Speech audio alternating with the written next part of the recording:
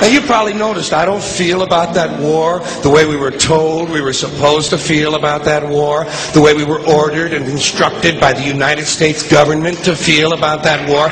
You see, I tell you, my mind doesn't work that way. I got this real moron thing I do. It's called thinking. And I'm not a very good American because I like to form my own opinions. I don't just roll over when I'm told to. Sad to say, most Americans just roll over on command. Not me. I have certain rules I live by. My first rule, I don't believe anything the government tells me. Nothing. Zero. Nope.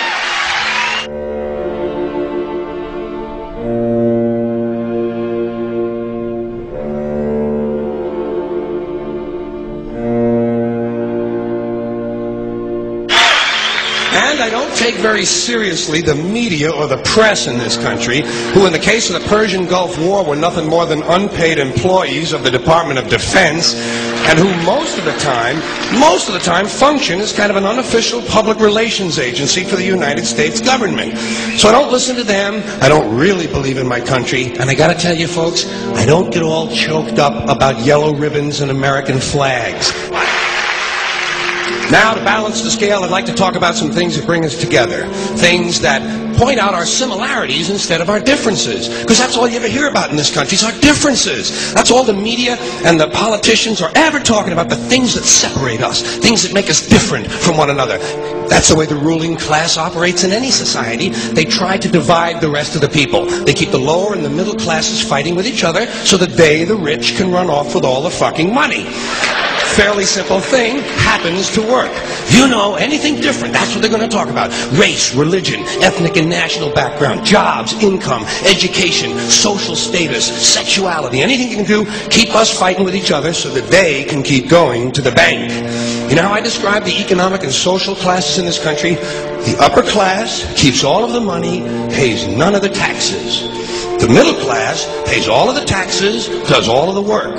The poor are there just to scare the shit out of the middle class. Keep them showing up at those jobs. Politicians know that word. They use it on you. Politicians have traditionally hidden behind three things: the flag, the Bible, and children. No child left behind. No child left behind. Oh, really? Well, it wasn't long ago you were talking about giving kids a head start. Head start? Left behind? Someone's losing fucking ground here.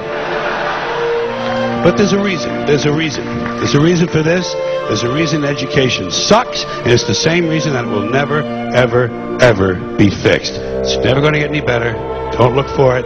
Be happy with what you got. Because the owners of this country don't want that. I'm talking about the real owners now.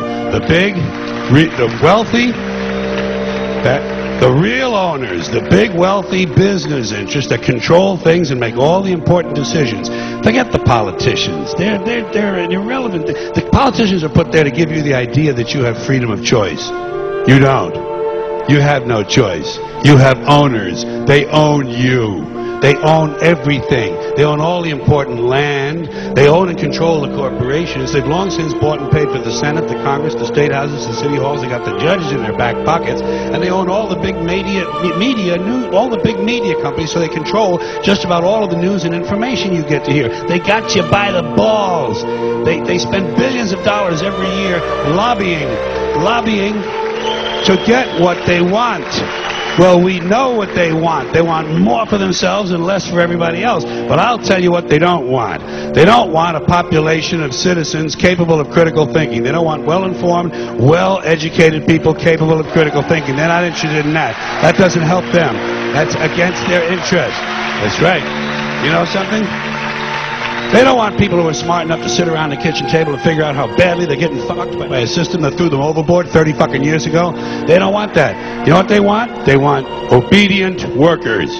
Obedient workers. People who are just smart enough to run the machines and do the paperwork, and just dumb enough to passively accept all these increasingly shittier jobs with the lower pay, the longer hours, the reduced benefits, the end of overtime, and the vanishing pension that disappears the minute you go to collect it. And now they're coming for your Social Security money. They want your fucking retirement money. They want it back. so they can give it to their criminal friends on Wall Street. And you know something? They'll get it. They'll get it all from you sooner or later, because they own this fucking place. It's a big club, and you ain't in it.